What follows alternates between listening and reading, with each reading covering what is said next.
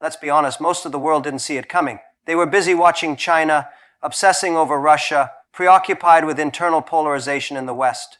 The headlines screamed about inflation, oil, war, AI, and collapse, and in the background, something extraordinary was happening. India was rising, but silently. No drama, no declarations, just work. While others were playing geopolitical chess on global stages, India was building. Quietly, methodically, and with relentless clarity of purpose. What most people fail to realize is that true transformation doesn't come with fireworks. It doesn't arrive with fanfare or headlines. It comes through 1,000 small decisions made every single day by policymakers, by entrepreneurs, by students, by families, choosing to move forward regardless of the noise outside. That's what India did. It didn't shout, it executed. The 2010s were not about dominance, they were about preparation.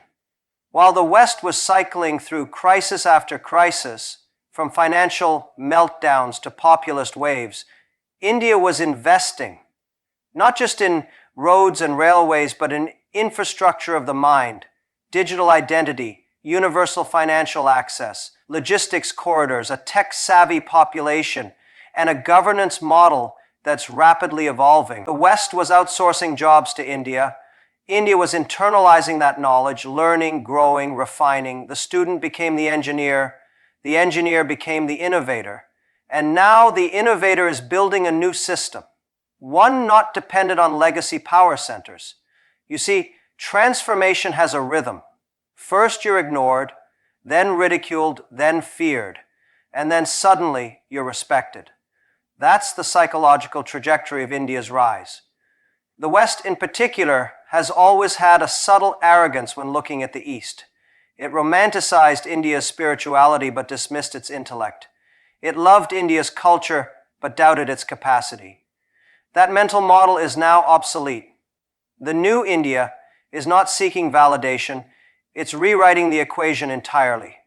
What's truly profound is that this was not done through conflict or revolution, but through quiet evolution. It's a modern miracle rooted in timeless principles, discipline, patience, and the deep Indian psychological trait of adaptability. This isn't just about economics or geopolitics, it's a psychological shift. India no longer waits to be invited to the table, it builds its own. And slowly the world is realizing that those who didn't pay attention have already been left behind. Look around.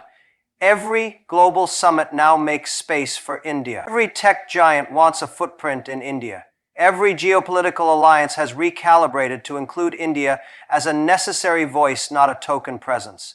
That's not just influence, it's inertia. Once a country gains that kind of momentum, it's nearly impossible to stop.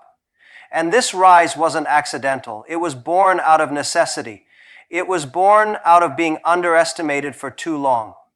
You see, there's a unique fire that burns in those who are perpetually doubted.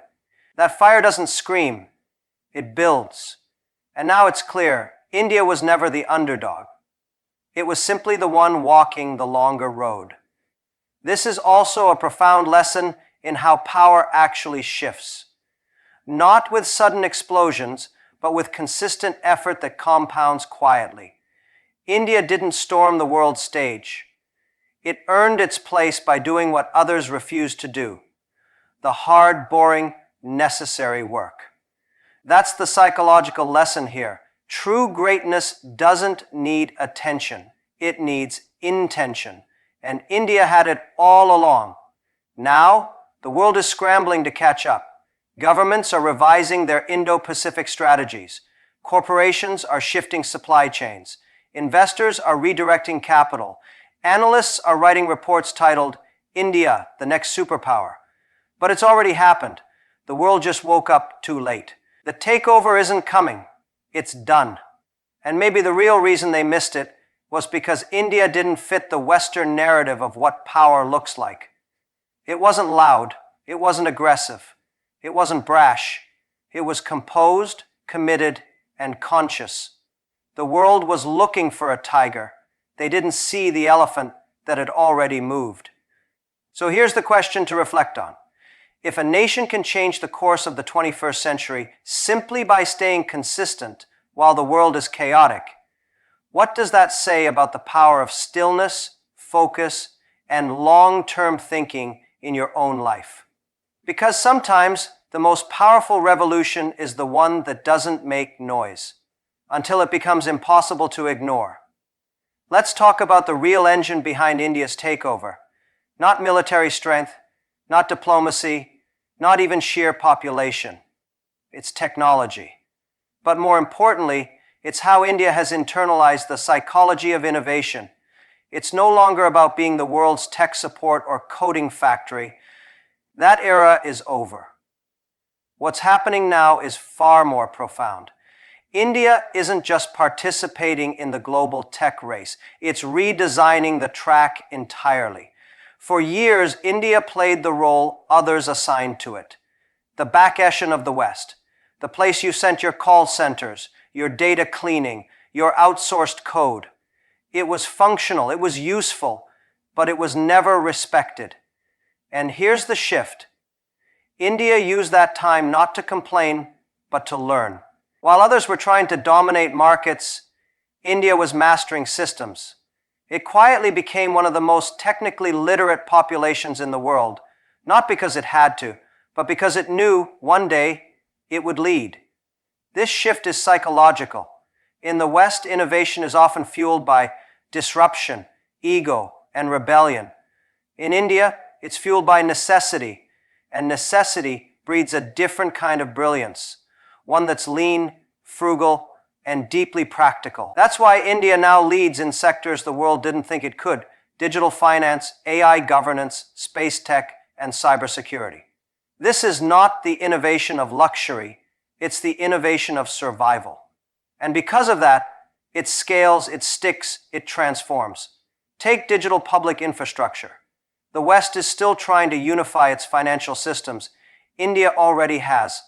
With UPI, a real-time payment system that's light years ahead of anything in the US or Europe. The West is stunning with the power of technology. It has more far-reaching power than any other system on earth. And the West is stunning with unified financial systems India already has. With UPI, a real-time payment system that's light years ahead. Millions of transactions happen every day with a QR code and a smartphone, from the biggest cities to the smallest villages. And it wasn't done with billion-dollar lobbying, it was done with vision. That's what innovation looks like when it's not about profit, but about people. Now look at AI.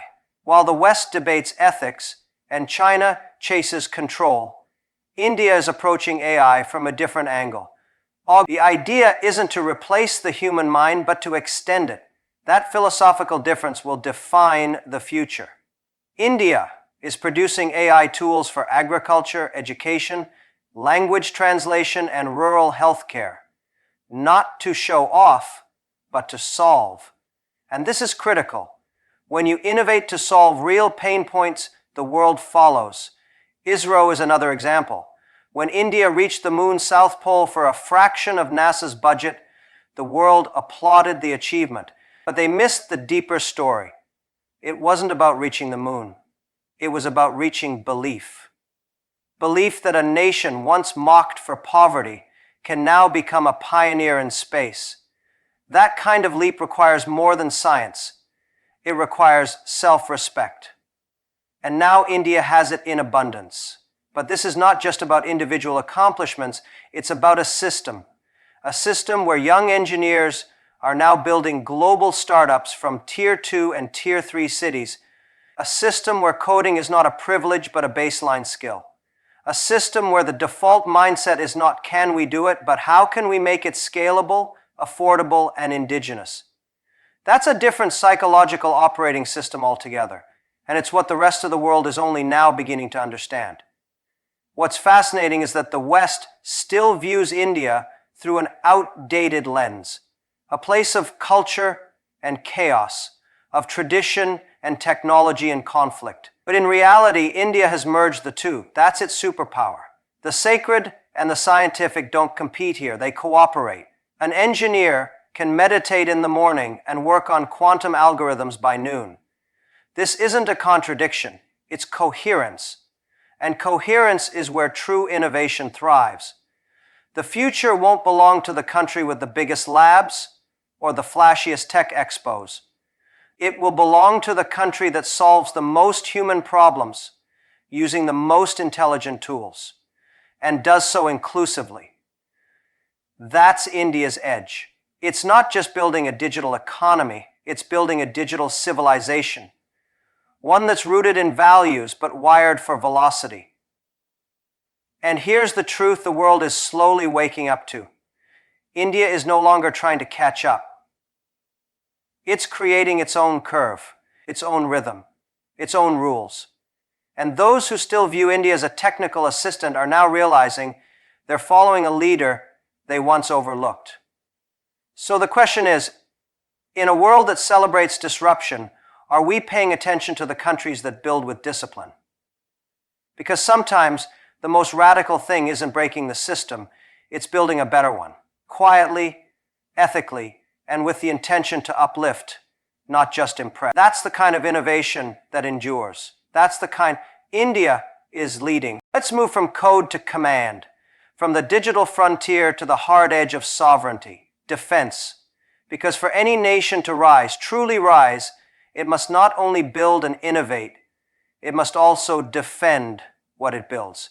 And here again, India's transformation has caught the world off guard. Not because it suddenly built a massive army overnight, but because it changed the very psychology of power. For decades, India's military posture was reactive, not assertive. It followed the philosophy of restraint, a nation wounded by colonialism, focused on survival and internal consolidation. But today's India thinks differently. It no longer carries the psychological weight of dependency or diplomatic appeasement. The country that once prioritized defense as a burden now sees it as a lever of strategy. And more importantly, it has learned to evolve, to modernize not just its weapons, but its mindset.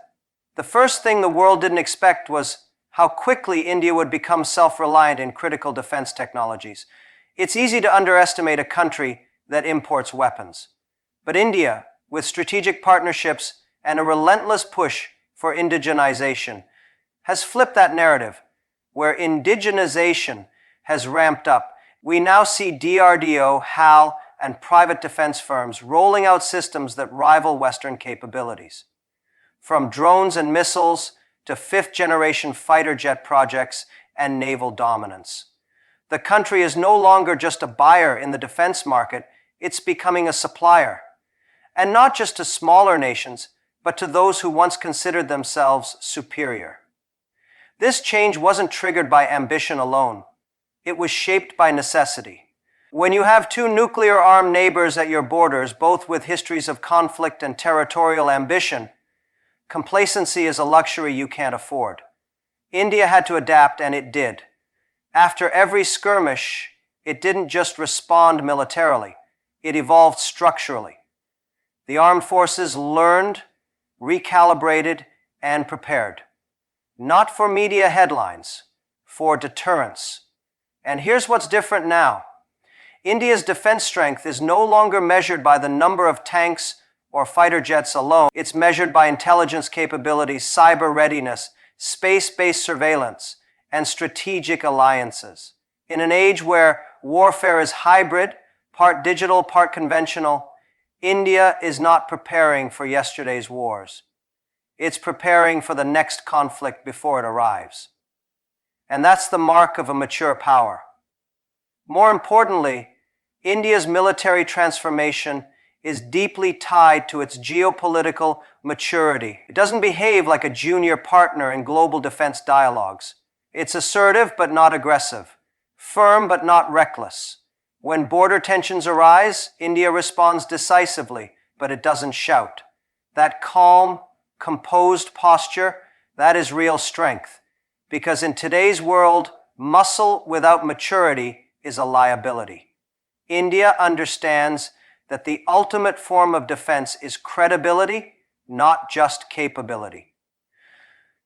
The 2-point, and it's earning that credibility across the world.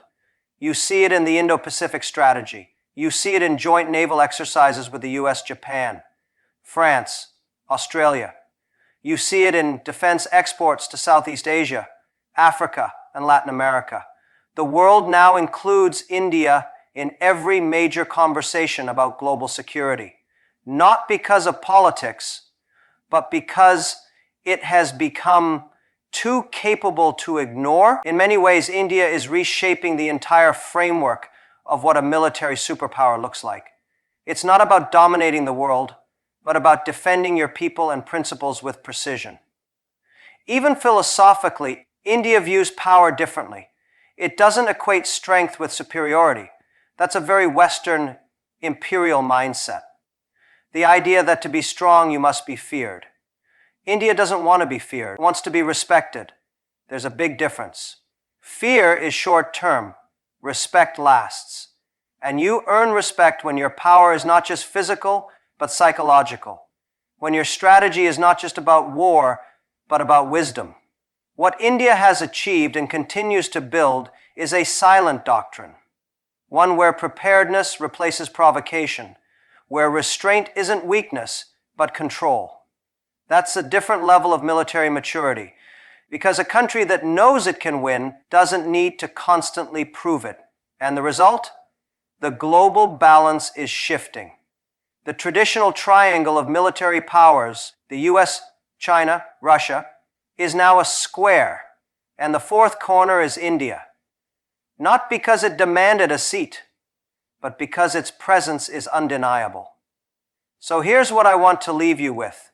Real strength isn't about how loudly you speak, how many weapons you show, or how fast you respond. Real strength is knowing you are ready and letting the world figure that out on its own. That's the posture of a true power. That's the military evolution of India. If we're being honest, the old way of measuring power is dead. The GDP charts, the stock indices, the trade balance reports, they still matter, but they no longer tell the full story. Because what drives the world today isn't just capital, it's consumer behavior, economic resilience, and demographic energy. And on all three fronts, India is no longer emerging, it has arrived. What makes this moment so unique is that India's economic rise wasn't built on conquest or exploitation. It was built on endurance. While many economies boomed and busted over the last 2 decades, India focused on consistency. Not every quarter looked impressive, but every year moved forward. There's a quiet wisdom in that kind of long-term thinking, a refusal to chase instant glory in favor of building something that lasts. Right now, India is the 5th largest economy in nominal terms, and already 3rd in purchasing power parity. That's not just a statistic, it's a sign that the global economy is being recentered. But here's the real story. Behind those numbers is over 1.4 billion minds, millions of entrepreneurs, and a consumer base that's young, hungry, and digitally native. We're not talking about the same kind of growth we saw in the West during the Industrial Revolution. This is different. This is an economy being built in the age of AI, mobile connectivity, and decentralized finance. All at once. People often ask, what makes India's growth different? The answer is simple. It's scale and its soul. You have a country that combines massive demand with deep adaptability. Where else in the world can a company test a product across 20 languages, 100 dialects, 500 million internet users, and a consumer base that spans every income level within one national boundary? India is not just a market, it's an entire universe of markets layered on top of one another. And here's the deeper psychological truth. India's growth isn't just driven by aspiration, it's driven by necessity. It's not about luxury, it's about access.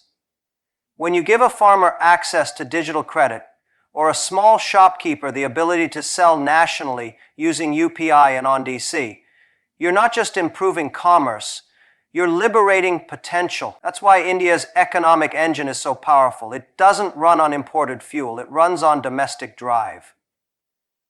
The Indian middle class is already larger than the entire population of most countries, and it's growing fast. But this isn't the middle class of the past, quietly consuming and compliant. This is a generation of informed, impatient, ambitious individuals who demand more innovation, more quality, more speed. That kind of consumer base doesn't just follow global trends, it starts them. And businesses across the world are noticing. Multinationals no longer design products for the West and then adapt them for India. Now they launch in India first. Why? Because if it works in India, if it's accepted, scaled, and loved, it will work anywhere. India has become the testing ground for the future of global business. It's a paradox, a land of deep tradition that now defines modern demand. What's equally powerful is the way India is redefining how economic systems can work. Digital public infrastructure, like Aadhaar, UPI, and the upcoming digital rupee, is creating a blueprint that other countries are now studying.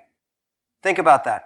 For decades, India was told to follow Western models. Now it's exporting its own. That's not just a reversal of economic flow, it's a reversal of intellectual flow. That's real power. But even beyond the numbers, the strategy, and the systems, there's something more subtle and more profound. It's the mindset. The Indian economy is not built around panic or hype. It's built around patience. It doesn't rush to the top of the rankings every quarter. It slowly becomes unavoidable. That's how real empires rise, not with noise, but with permanence. India is proving that you don't need to dominate others to grow. You don't need to disrupt just to be seen. Growth doesn't have to be aggressive. It can be grounded. That's a very different kind of capitalism, one that the world is now being forced to understand. And here's the thing that most economists still haven't figured out. India is not just building wealth, it's building confidence. Confidence in its systems, its youth, its future. And once a nation crosses that psychological threshold where it no longer doubts its own potential, that's when growth becomes irreversible.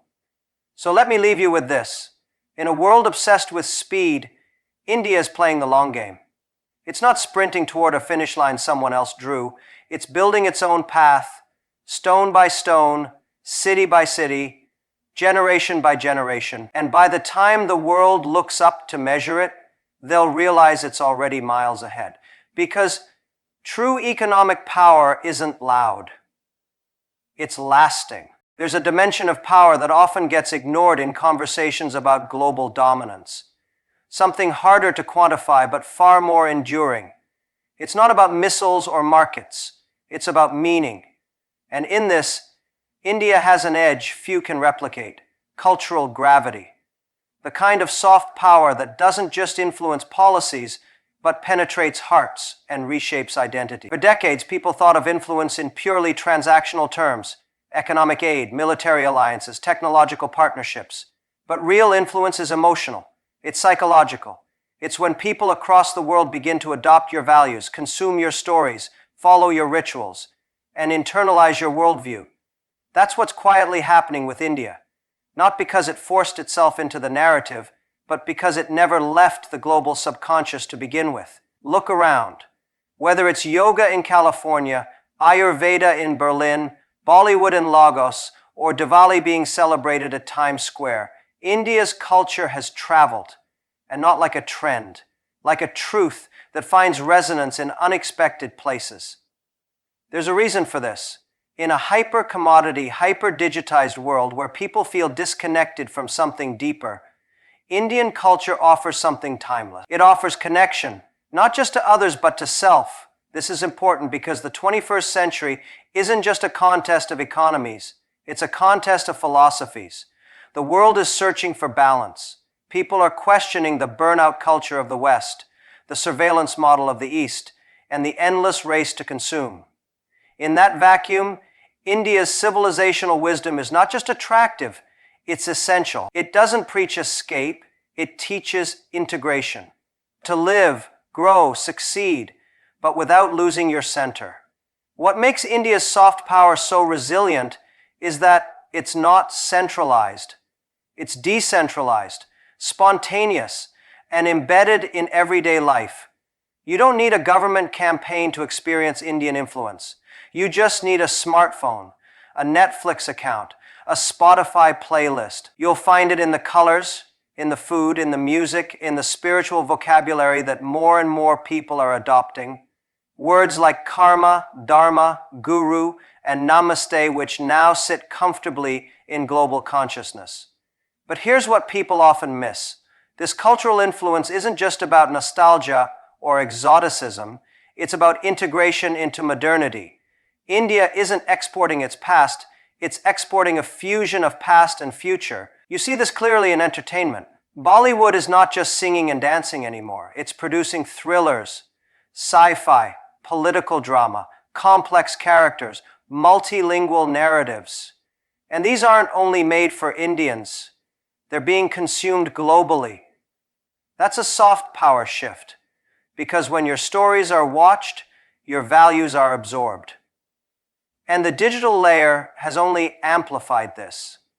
Indian creators, philosophers, entrepreneurs, educators, people who once would have had no global platform are now influencing millions through YouTube, Instagram, podcasts, and books. Knowledge that was once locked in temples and texts is now being decoded and distributed at scale. That's not just a cultural revival, that's cultural leadership. What's fascinating is that this soft power doesn't need to compete. It doesn't shout or demand attention, it simply flows. It enters through lifestyle, through curiosity, through inspiration. It doesn't seek dominance, it offers relevance. And that's why it works.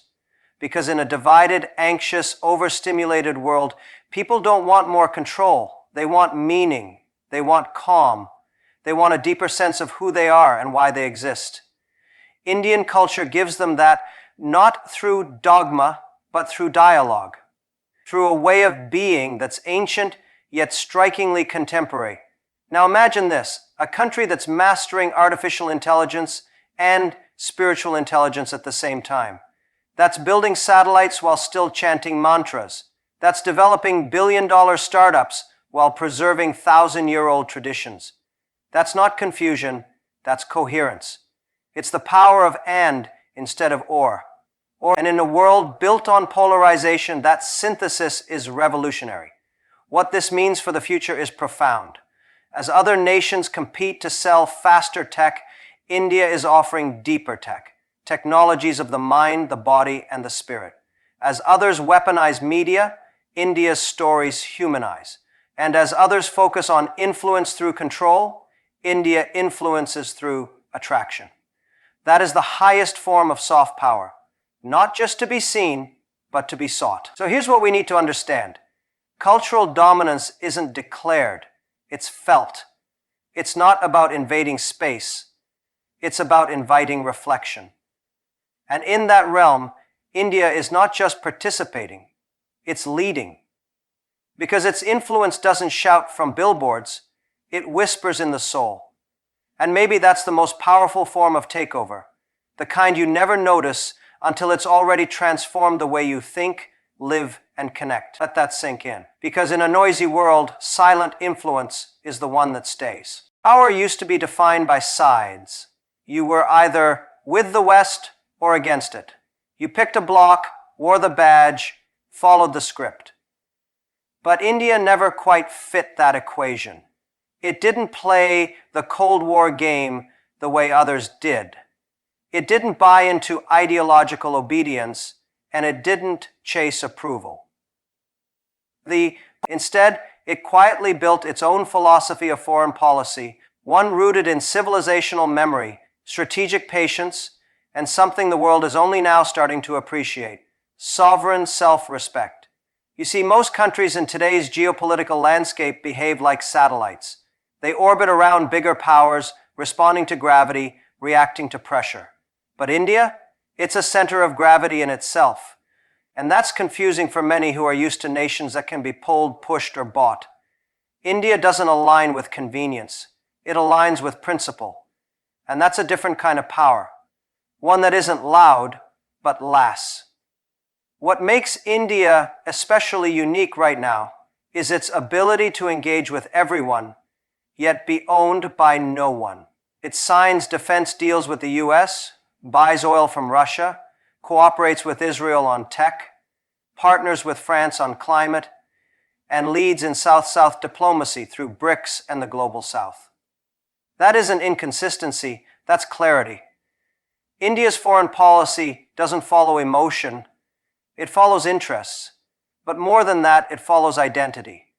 A country that knows what it is doesn't need to be told what to do. This psychological independence confuses traditional powers. They're used to compliance dressed up as diplomacy.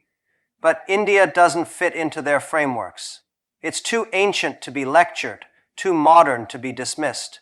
When Western media criticizes India for its stance on global conflicts or trade, it's often a projection of their own insecurities. Because deep down they know what India represents, a future where influence isn't monopolized by legacy powers, but shared among responsible, rising civilizations. And this isn't arrogance, it's awareness. India has learned from centuries of colonization what happens when a nation loses control of its narrative. It won't make that mistake again. That's why in every international forum, India's voice is measured but firm. Whether it's pushing for UN reform, defending its stance on neutrality in global conflicts, or advocating for the developing world, India doesn't shout to be heard. It speaks because it has something to say. And now, people are finally listening. This is what leadership looks like in the multipolar world we're entering. It's not about who has the biggest military or the fastest economy. It's about who can hold their position while everything else shifts. And India is holding steadily, smartly, and with a long-term view. It's not interested in picking fights or taking sides. It's interested in setting the tone. A tone that says, we will work with you, but we won't be defined by you. And let's not forget the deeper cultural force behind this geopolitical maturity. India, unlike many young nations, doesn't carry the burden of historical insecurity. It carries the memory of being a global center of commerce, of culture, of knowledge. That memory shapes its behavior. This isn't a country seeking revenge. It's a civilization reclaiming rhythm. That's why it doesn't panic in crisis. It doesn't overreact. It absorbs, it responds, it waits. That kind of patience is often mistaken for passivity, but it's actually strategic clarity in action. What's also important is how India's non-alignment isn't just about global diplomacy. It's a philosophy people around the world are starting to embrace in their own lives. In a world divided by binary thinking, left or right, east or west, ally or enemy, India shows a third path, one of balance, one where you can work with all, yet remain true to yourself. That's the deeper wisdom people are waking up to. That alignment doesn't mean surrender. That cooperation doesn't require compromise of core value. And this is the quiet revolution. As India redefines what it means to be a global power, it's not just influencing other nations, it's influencing the very idea of power. Away from domination, toward dignity. Away from polarization, toward participation. This is not a moment in India's rise. It's the model of that rise that the world is starting to adopt. So let me leave you with this. In a century that will be defined not by empires but by equilibrium, not by control but by coherence, India's greatest contribution might not be its economy or its technology or even its military. It might be this: showing the world how to lead without needing to conquer. Because in the end, the strongest nation isn't the one that chooses a side. It's the one that becomes the bridge.